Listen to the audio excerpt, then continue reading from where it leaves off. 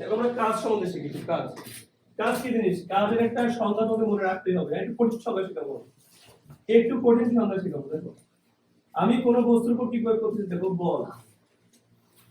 আমি কোন বস্তুর উপর কি প্রয়োগ করলাম? বল প্রয়োগ করলাম। এই বস্তুটা নরমালি এমন হওয়া উচিত যে বল যেদিকে প্রয়োগ করছি সেই দিকেই বস্তুর একটা সরণ হওয়া উচিত। কি হওয়া উচিত বলতো? সরণ। মানে অবস্থানে পরিবর্তন হওয়া উচিত আমি বল প্রয়োগ করলে। বলো, আমি কোন বস্তুর উপর বল প্রয়োগ করলে বস্তুর বলের দিকেটা কি হওয়া উচিত বলতো? সরণ হওয়া উচিত। বাট এমন ঘটনা ঘটতেই পারে আমি কোন বস্তুর বল প্রয়োগ করলাম, তবে ওই দিক বরাবর সরণ হলো না। ওই দিক বরাবর সরণ না হয়ে ধরে নিচ্ছি আমি সে এই দিক বরাবর চলে গেল। যেতে পারে না? যেতেই পারে। তাহলে সরণটা তাহলে এই দিকে হলো, তখন কি হবে? প্রবলেম হয়ে গেল আমাদের। তাহলে কাজের যে সংজ্ঞাটা আমি বলবো সেটা খুব মন দিয়ে শোনো। কোন বস্তুর উপরে বল প্রয়োগ করলে বলের দিকে সরণ অথবা সরণের উপাংশের গুণফলকে বলা হয় কাজ। তাহলে আমি যে বল প্রয়োগ করলাম সেই বলের সাথে কি গুণ করবো আমরা? বলের দিকে সরণ অথবা সরণের উপাংশের গুণফল করব। সরণের কার গুণ করবো আমরা? উপাংশের গুণফল। একটু বুঝাই দেন, বুঝি নাই, কথাটা মাথায় ঢুকে নাই আমাদের। প্রথমত এইটুকু দেখলে বোঝা যাচ্ছে বলের সাথে জাস্ট খালি সরণ গুণ করলেই হচ্ছে। কোনটুকু? বল এবং বলের দিকে সরণ গুণ করলে আমি কি পাচ্ছি? কাজ পাচ্ছি। এই কথা অনুযায়ী। বাট এখানে বুঝতেছি না সরণের উপাংশের গুণফল কথাটা কেন বললেন? তাকাও, একটা বস্তুকে আমি বল প্রয়োগ করছি এই বরাবর, তাহলে বস্তুটা এই দিক যাওয়ার কথা ছিল, সে না যে এখানে চলে গেছে, বুঝছো? এখানে চলে গেছে। তাহলে বস্তুর সরণটা কি হয়েছে? এই দিকে হয় নাই বলো, তাহলে এটা হলো সরণ। এটা কি বলতো? বল। তাহলে আমার তো বলের দিকে লাগবে, দেখো আমাদের সূত্রে বলতেছে বল লাগবে আর কোন দিকে সরণ লাগবে? এই কথাটা মগজে ঢুকাও, আমার বল লাগবে আর কোন দিকে সরণ লাগবে? বলের দিকে। এটা তো বলের দিকে সরণ হয় নাই। এটা কি বলের দিকে সরণ হয়েছে? এটা তো উল্টার উপরের দিক চলে গেছে। এটা কি বলের দিকে সরণ হয়েছে? জোর করে বলের দিকে নিয়ে আসবো। কি করে নিয়ে আসবো? এই লাইনের সাথে দেখো এই সেটা সেটা আছে না কোন? এই x অক্ষের সাথে, ধরো এটা x অক্ষ, x অক্ষের সাথে সরণ একটা কি উৎপন্ন করছে? কোণ উৎপন্ন করছে না? করছে না বলো? আরেকটু কি শিখছি? যার সাথে কোণ তার সাথে cos θ, যার সাথে কোণ তার সাথে কি θ? cos θ। তাহলে এই বরাবর হয়ে গেল s cos θ না বলো? তাহলে আমি যদি ওই সংজ্ঞাটা কাজে লাগাই, বল গুণন, এই যে বল গুণন বলের দিকে সরণ, এখানে বলের দিকে সরণ ছিল না, বলের দিকে সরণ ছিল না, এই জোর করে কি বাই করছি আমরা? এটা উপাংশ বাই করছি না? তাহলে দেখো বল গুণন বলের দিকে সরণের উপাংশের গুণফল। এই যে বল গুণন বলের দিকে সরণ নাই, বাট কি আছে? সরণের উপাংশ আছে। এই যে গুণফল করলেই কি পাবো আমরা? কাজ পাবো। তার মানে এটাও একটা কাজের সূত্র, এটাও একটা কাজের সূত্র। সো এটা আন্ডারস্ট্যান্ড করতে পারছো?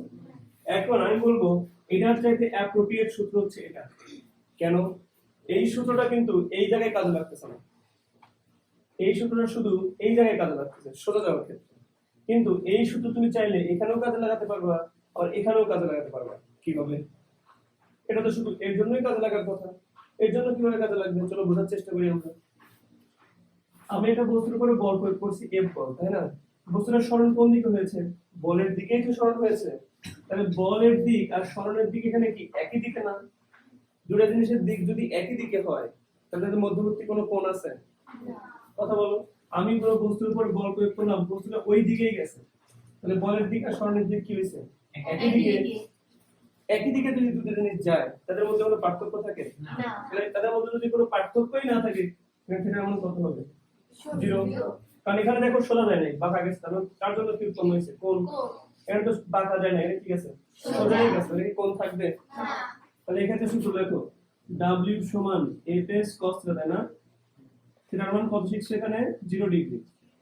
এখানে 0 ডিগ্রি না, তাহলে cos 0 ডিগ্রির মান কত? 1। যারা পারো দেখে নাও cos 0 ডিগ্রির মান কত? 1। তাহলে কি থাকলো এখানে? fs থাকলো না? দেখো আমার এই সূত্রের সাহায্যে কিন্তু আমি এটাও প্রমাণ করে ফেলছি।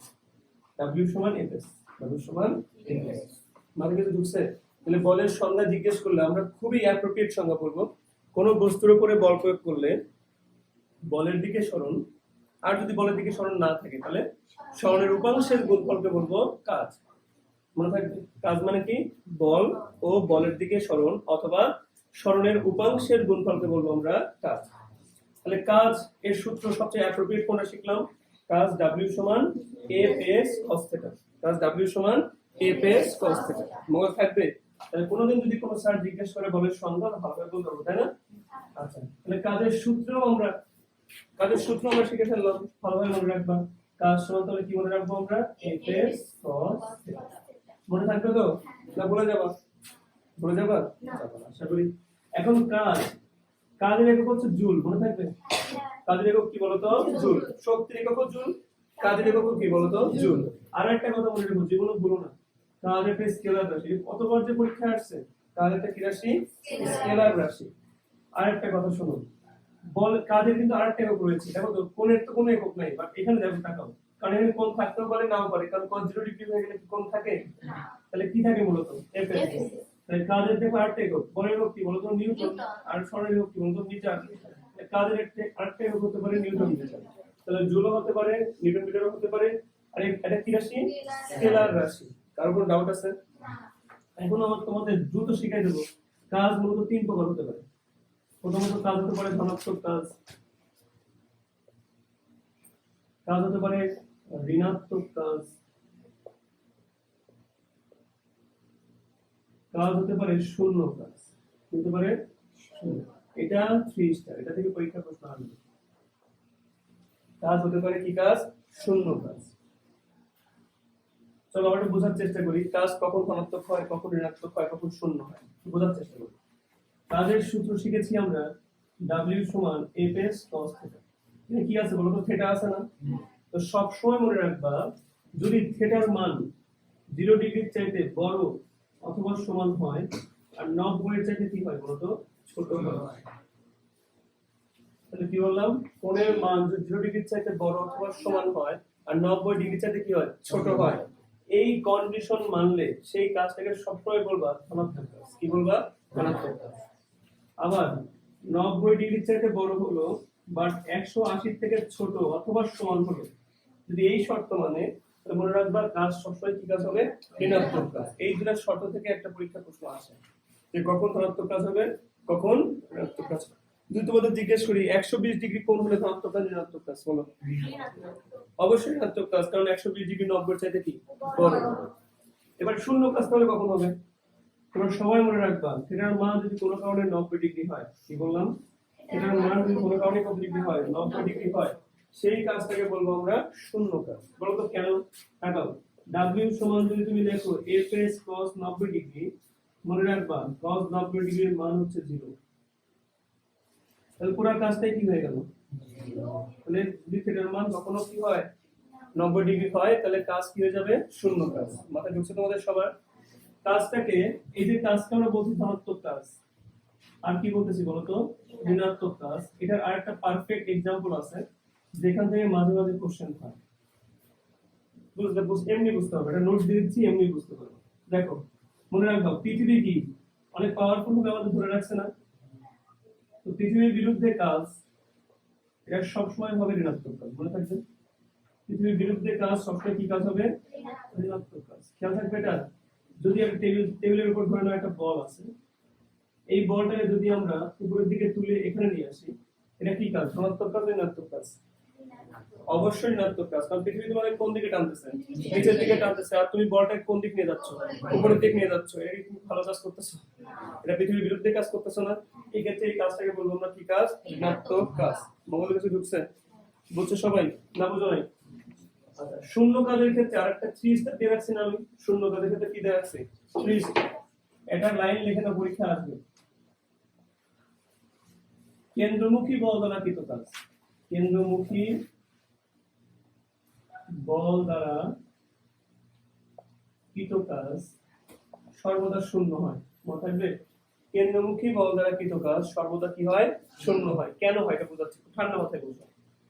আচ্ছা, প্রথমে বোঝার চেষ্টা করো, এটা একটা গোলাকার পথ। এটা কি পথ? এটা গোলাকার পথ। এই গোলাকার পথে যদি একটা বল আমরা ঘোরানোর চেষ্টা করি, মনে রাখবা গোলাকার বা কৌণিক, কৌণিক মানে বাঁকা, গোলাকার পথটাও কেমন হয়? বাঁকা। কোন বাঁকা পথে সরণ, বেগ, ত্বরণ আছে না? এদের দিক কোন দিকে হয় জানো? এদের দিক হয় তাহলে স্পর্শক বরাবর। কি বরাবর? তোমরা কি স্পর্শক জিনিসটা বুঝো? কোন একটা জায়গাকে বা কোনো একটা জিনিসকে তুমি একটা বিন্দুতে স্পর্শ করে চলে যাবে, এইভাবে গেলে কি হয়, এটা ছেদক হয়ে যায়। বাট তুমি যদি একটা বিন্দুতে স্পর্শ করে চলে যাও সেটাকে বলা হয় স্পর্শ। কি বলা হয়? স্পর্শ। এগুলা কি ছেদক, এগুলা কি ছেদক। তাহলে স্পর্শকে তুমি বুঝতে পারলা। তুমি যাচ্ছ কোন দিকে, তুমি চিন্তা করছো এইভাবে ঘুরবো, হ্যাঁ, তা তুমি এখানে দাঁড়াইছো, এখানে আসো, এখানে থাকা অবস্থায় তোমার স্মরণ, বেগ, ত্বরণ এগুলোর দিক কোন দিক হবে? স্পর্শ করে। তুমি স্পর্শ করে আসো ধরে এখানে, তাহলে স্পর্শ করে এরকম। এবার তোমার দিক কোন দিকে হয়ে গেল? এই বরাবর, ঠিক আছে? যখন তুমি বলটা নিয়ে এখানে আসবা তখন তোমার দিক হবে কোন দিকে? এই দিকে, মানে স্পর্শ কাটাচ্ছি। এখানে আসলে কোন দিক হবে? এই দিকে। এখানে আসলে কোন দিক হবে? এরকম, মানে ঘুরপাক খাচ্ছে না, কিন্তু এটা নির্দিষ্ট মোমেন্টে তার দিক হবে কোন দিকে?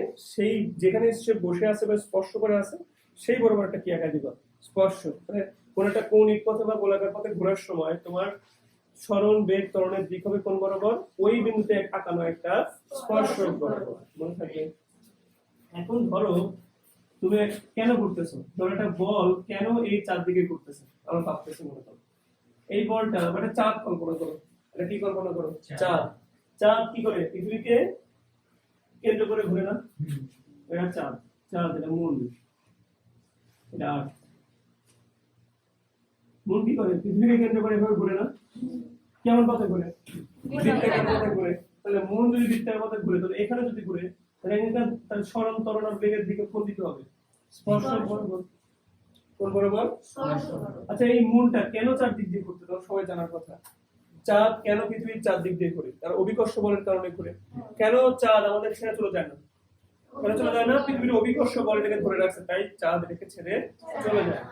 তাহলে এই যে চাঁদকে পৃথিবী আকর্ষণ করে, এই বলটা কি বলি আমরা? অভিকর্ষ বল। অভিকর্ষ বল মানে ওজন না? ওজন কোন দিক কাজ করে? নিচের দিকে কাজ করে। চাঁদের ওজন কোন দিক কাজ করে? কথা এই পৃথিবীর কেন্দ্র বরাবর কাজ করার কথা না? তাহলে এই ওজন কাজ করছে নিচের দিকে, আর স্মরণ আর বেগ বা ত্বরণ এগুলোর দিক কোন দিকে? স্পর্শ বরাবর। তাহলে স্মরণের, এটা স্মরণের দিক বলবো হয় না আমরা?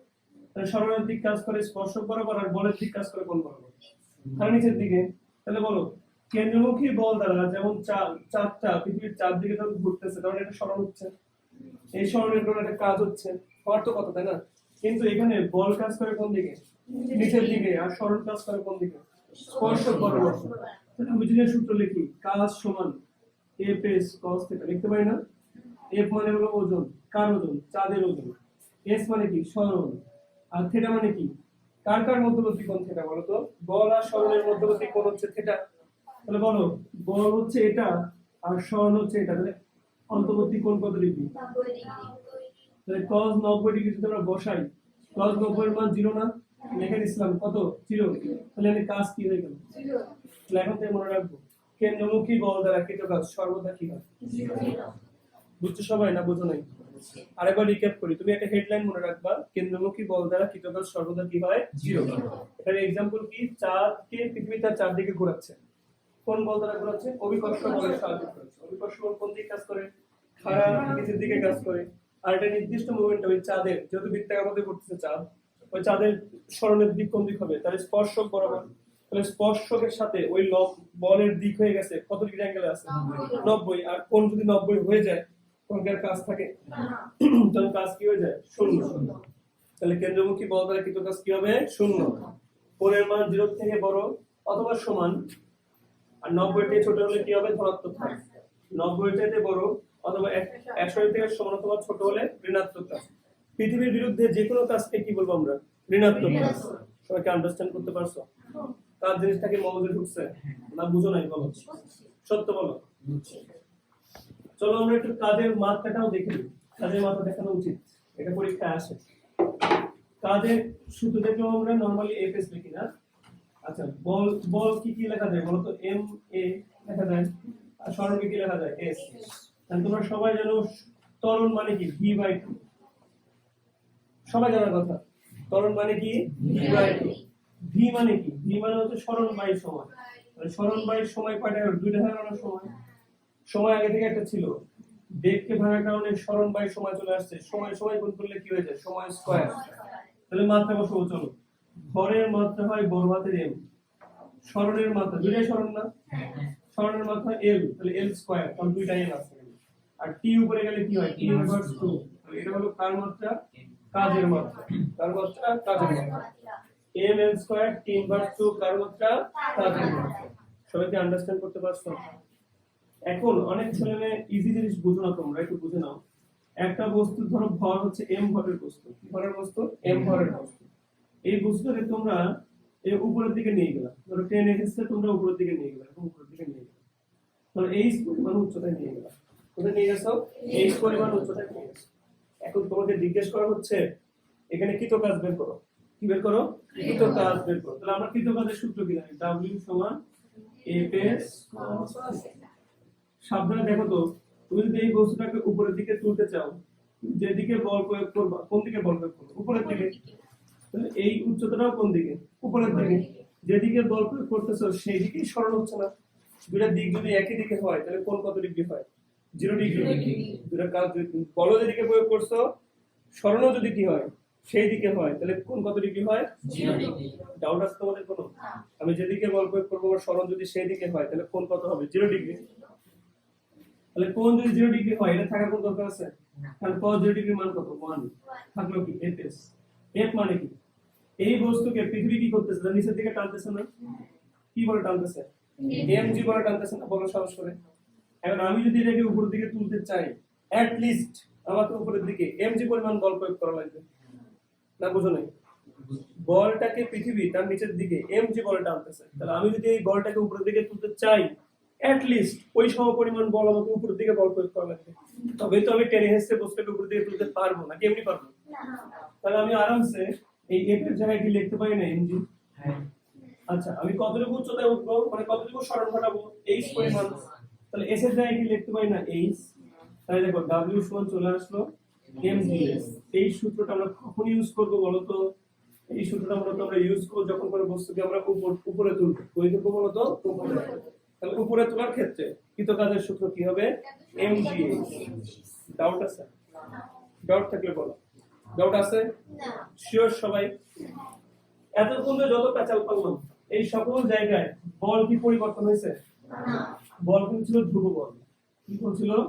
ধ্রুব বল। মানে ব্যাপারটা এরকম ছিল, একটা বস্তুর উপরে তুমি 10 নিউটন বল প্রয়োগ করছো। কত নিউটন বল প্রয়োগ করছো? 10 নিউটন। বস্তুটা ওইদিকেই 5 মিটার সরণ হয়েছে। কত মিটার সরণ হয়েছে? 5 মিটার। তাহলে কৃত কাজের সূত্র অনুযায়ী fs cos θ লেখার পরে আমি এটা বাদ দিয়ে দেবো। কেন? যেদিকে বল প্রয়োগ করছি সেই দিকেই কি হয়েছে? সরণ। তাহলে cos θ লেখার কোনো কি নাই, প্রয়োজন নাই। আর বলের মান কত? 10 আর সরণের মান কত? 5। তাহলে কতজন কাজ হয়েছে?